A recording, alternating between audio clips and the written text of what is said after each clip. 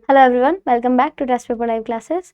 और मैं हूं पूजा शर्मा। मैं वापस से आ गई हूं आप सभी के लिए लेके एक वन शॉट क्विक रिवीजन वाली हमारी जो सीरीज चल रही थी उसका एक नेक्स्ट पार्ट, जिसमें आज हम पढ़ने वाले हैं न्यू बॉर्स चेम्बर के बारे में, जिसे आप एक और नाम से जानते हैं विच इज़ काउंटिंग चेम्बर, जो कि आपके हिमाटोलॉजी का एक बहुत ही इंपॉर्टेंट टॉपिक है। ठीक है, हिमाटो में आपका अगर आप सेल काउंटिंग पढ़ रहे हो, बेसिकली अगर आप हिमाटो पढ़ना ही स्टार्ट कर रहे हो ना, तो सबसे इंपॉर्टेंट होता है आपका क्या होता है, न्यू बॉर चेम्बर, जिसे आजकल क्या कहते हैं, इम्प्रूव्ड न्यू बॉर चेम्बर भी कहा जाता है। क्या कहा जाता है?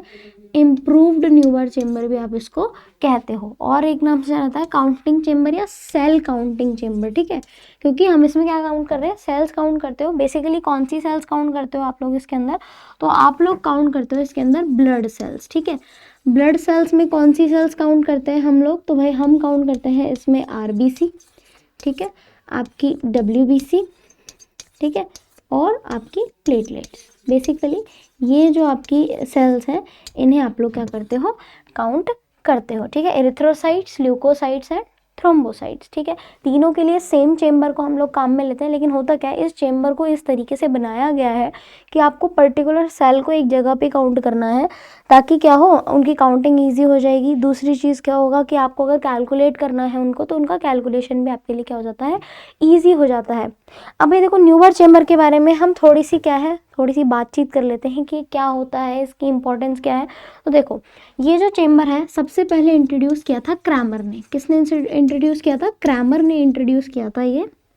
ठीक है, क्रैमर ने इंट्रोड्यूस किया था इन 1800 के। ठीक है, 1805। ठीक है, एग्जैक्ट ईयर यही है। अगर आपको लगता है कंफर्म यही सही ईयर है, या अगर आपको पता है कि सही ईयर कौन था, तो आप क्या करोगे, कमेंट बॉक्स में बताओगे।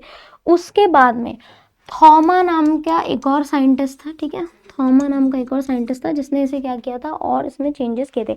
फाइनल चेंजेस जो आपके हैं, फाइनल जो चेंजेस है, देखो क्रैमर ने क्या किया, सबसे पहले इंट्रोड्यूस कराया उसको। ठीक है, इंट्रोड्यूस कराया। यहाँ ये हिस्ट्री वाले क्वेश्चन है। ठीक है, यहाँ से क्वेश्चन बन सकता है आपके लिए, अगर आपसे पूछा जाएगा तो इसमें से आपके लिए क्वेश्चन बन सकता है। ठीक है, तो क्रैमर ने 1805 में इसको इंट्रोड्यूस करा था। उसके बाद थॉमस ने इसमें चेंजेस किया, और लास्टली किसने चेंजेस किए थे आपके? लास्टली चेंजेस थे आपके न्यूबॉर के। ठीक है, न्यूबॉर ने इसमें चेंजेस किए थे।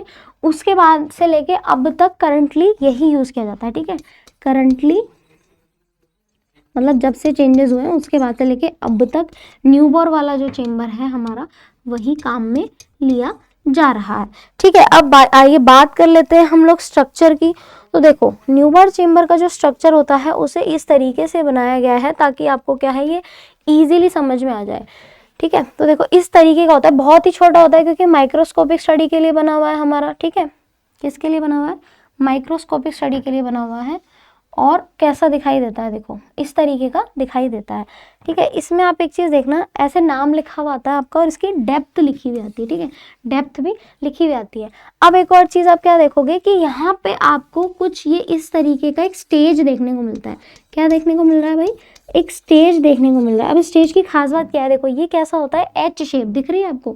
देखो ये ऐसी एक एच शेप बनी हुई है इसके अंदर। ठीक है, एक एच शेप का आपका इसमें स्टेज बना हुआ होता है। इस एरिया के ऊपर आप क्या करते हो, कवर स्लिप रखते हो। ये जो हमारा एच शेप वाला एरिया है, इसको हम कवर स्लिप से कवर करते हैं इस तरीके से। ठीक है, और इसके अंदर आपका डाइल्यूटिंग फ्लूइड आप यूज़ करते हो। ठीक है, एक चीज़ तो ये समझ में आ गई भाई। दूसरा क्या समझना है हमको इसके बारे में कि देखो, ये जो चेम्बर है इसे इस तरीके से बनाया गया है कि आप इजीली क्या कर सकते हो, कोई भी आप जो भी सेल्स अगर पढ़ना चाह रहे हो, चाहे वो आरबीसी हो, डब्ल्यूबीसी हो, तो आप उन्हें इजीली समझ सको। ठीक है, तो अब जब इसके माइक्रोस्कोपिक स्ट्रक्चर की हम लोग बात करते हैं कि माइक्रोस्कोपिक स्ट्रक्चर में ये कैसा दिखाई देता है, तो देखो जब आप इसे माइक्रोस्कोप से फोकस करके देखोगे तो ये कुछ इस तरीके का आपको दिखाई देगा। ठीक है, ये बड़ा क्यों नहीं हो रहा है भाई? हाँ अब ठीक है, चलो देखो ये इस तरीके का आपको कुछ दिखाई देता है जिसमें आपके डब्ल्यू मार्क्ड एरियाज होते हैं। ठीक है, डब्ल्यू मार्क्ड एरियाज होते हैं कॉर्नर्स के अंदर, और आपके आर मार्क्ड एरियाज भी होते हैं। ठीक है, ये आर मार्क किया हुआ है। ठीक है, तो टोटल 9 स्क्वायर्स होते हैं इसके अंदर। कितने स्क्वायर्स होते हैं आपके? 9 स्क्वायर्स होते हैं। ठीक है, 9 स्क्वायर्स होते हैं, और इसका एरिया कितना होता है? इसका एरिया होता है 3 बाय 3 3 mm। ठीक है, और ये भी आपका कितना होता है 3 mm होता है। मतलब टोटल एरिया हो गया आपका 9 mm स्क्वायर, यानी ईच जो स्क्वायर है आपका उसका एरिया हो गया आपका 1 mm। ठीक है, कितना हो गया 1 mm स्क्वायर। ठीक है, ये बात हमने समझ ली है भाई। ठीक है, अब ये W और R का मतलब क्या है? W जो मार्क्ड एरियाज हैं वहाँ पे आप क्या काउंट करते हो? ठीक है, वहाँ पे आप लोग काउंट करते हो WBC। क्या काउंट कर रहे हो आप लोग? White blood cells. R mark जो एरिया होते हैं वहाँ पे आप काउंट करते हो RBC। क्या काउंट करते हो आप लोग? RBC काउंट करते हो। ठीक है, देखो ये चीज़ सबको समझ में आ रही है अब कि W वाले में आप क्या करोगे? WBC मार्क करोगे, और R वाले में आप क्या करोगे? आपकी प्लेटलेट्स, सॉरी RBC काउंट करोगे। और हाँ, प्लेटलेट्स भी आप इन्हीं 5 एरियाज में करते हो, 1 2 3 4 और 5। ठीक है, यानी टोटल 5 जो मिनी स्क्वायर्स हैं वहाँ पे आप क्या क्या काउंट कर रहे हो? आपकी मिनी स्क्वायर में आप काउंट कर रहे हो आपका RBC और आपकी प्लेटलेट्स।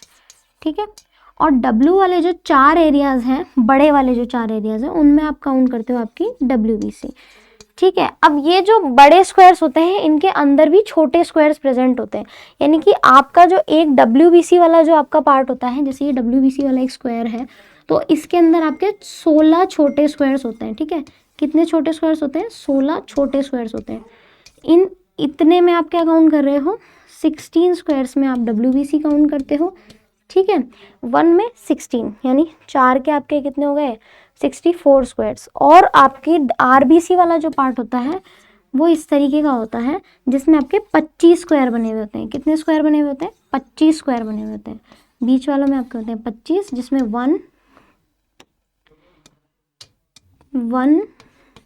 2 3 4 एंड 5। इन छोटे 5 स्क्वायर्स में आप क्या करते हो? आपके ये 5 स्क्वायर्स हैं, इनमें आप काउंट करते हो RBC और आपकी प्लेटलेट्स। ठीक है, अब आपको ये तो पता ही होगा कि तीनों जो सेल्स होती हैं हमारी, तीनों के लिए हम अलग टाइप का फ्लूइड यूज़ में लेते हैं। ठीक है, सेम फ्लूइड यूज़ में नहीं लेते हैं। फ्लूइड को हम कहाँ डालते हैं? हम फ्लूइड को डालते हैं चेम्बर के ऊपर। ठीक है, चेम्बर में कौन सा वाले? स्टेज के ऊपर डालते हो, जिसे आप 4 पीस कहते हो। ठीक है, क्या कहते हैं उसे? हम 4 पीस कहते हैं। ये जो H वाला एरिया था इसको कहा जाता है 4 पीस। ठीक है, 4 पीस इसे बोला जाता है। ठीक है, यहाँ पे आप क्या करते हो? अपना डाइल्यूटिंग फ्लूइड डालते हो with the help of pipettes, bore pipettes, जो कि 2 अलग तरीके की होती हैं। RBC के लिए RBC पीपेट होती है, WBC के लिए WBC पीपेट होती है। दोनों में क्या डिफरेंस होता है जिससे आप डिफरेंशिएट कर सकते हो, वो आप मेरे को कमेंट करके बताओगे। ठीक है, यहाँ पे हम लोग क्या करते हैं? हमारा डाइल्यूटिंग फ्लूइड डालते हैं। इस प्रोसेस को क्या बोला जाता है भाई? इस प्रोसेस को बोला जाता है चार्जिंग द चेम्बर। क्या बोला जाता है? Charging the chamber. ठीक है, चेम्बर को हमने क्या कर दिया? चार्ज कर दिया। अब उसके बाद में आप क्या करोगे? उसके बाद में आप इसको नीचे से क्लीन करते हो। ठीक है, क्योंकि छोटा सा चेम्बर है, नीचे से क्लीन करना होता है और कवर स्लिप से कवर करना होता है। जैसे ही आपने फ्लूइड डाला उसके बाद में आपको कवर स्लिप से कवर करना होता है। न्यूबर्न चेम्बर्स के लिए खास कवर स्लिप्स बनाई जाती हैं जो कि छोटी होती है, आपने लैब में देखी होंगी। उनका साइज़ आप मेरे को बताओगे कि कितना होता है। ठीक है, उसके बाद में हम लोग बात करते हैं कि इसको हम देखते कैसे हैं। तो हम क्या करते हैं? पेट्री डिश में रखते हैं ताकि इसमें मॉइस्चर रहे, और पेट्री डिश से आप क्या करोगे? माइक्रोस्कोप के स्टेज पे इसको ट्रांसफ़र करते हो। ठीक है, माइक्रोस्कोप पे हम किस तरीके से देखते हैं? 3 स्केल्स पे हम इसको देखते हैं। पहले होता है आपका 10x पावर। ठीक है, 10x पावर पे आप क्या करते हो? 10x पावर पे भाई हम करते हैं, सेट करते हैं। हम क्या करते हैं? Set the microscope. माइक्रोस्कोप को आपको क्या करना होता है? सेट करना होता है। जब जैसे ही सेट हो जाएगा, सेट का मतलब आपको दिख रहा है वो है ना, आपका जो 4 पीस है वो आपको दिखाई दे रहा है। उसके बाद में 40x के ऊपर आप क्या करते हो? काउंटिंग करते हो। ठीक है, 40x पे भी करते हैं। और आपको और क्लियर व्यू चाहिए तो आप किस पे आ जाते हो? सीधा सीधा आ जाते हो आप लोग 100x के ऊपर, जिसे क्या कहते हैं? Oil immersion. क्या कहा जाता है भाई? ऑयल इमर्जन भी उसे कहा जाता है। कौन सा ऑयल यूज़ में लेते हैं? उसमें सीडार वुड ऑयल यूजुअली काम में लिया जाता है। तो ये 3 तरह के हमारे रेजोल्यूशन होते हैं माइक्रोस्कोप के, जिनमें हम क्या करते हैं? काउंटिंग चेम्बर में से हम लोग सेल्स देखते हैं, फिर सेल्स को काउंट किया जाता है, एंड ईच सेल के लिए हमारा जो टोटल निकाला जाता है वो अलग अलग होता है। ठीक है। तो आज के वीडियो में भाई हमने क्या क्या जाना, हमने जाना कि न्यू बार चेम्बर क्या होता है, इसकी इंपॉर्टेंस क्या होती है। अब आपको क्या करना है, मुझे बताना है कि आरबीसी, डब्ल्यूबीसी और प्लेटलेट्स के लिए अलग अलग जो फ्लूइड काम में लिए जाते हैं उनके नाम क्या क्या हैं। ठीक है, हमने जाना कि न्यू बार चेम्बर का स्ट्रक्चर क्या होता है, उसका एरिया क्या होता है, उसकी डेप्थ कितनी होती है, स्टेज की जो डेप्थ होती है आपके बीच में कवर स्लिप और स्टेज की जो आपकी डेप्थ होती है वो होती है 0.1 mm की। ये भी आप याद रख लेना, ये भी एक इम्पॉर्टेंट फैक्टर है हमारा। ठीक है, कितनी होती है, 0.1 mm होती है।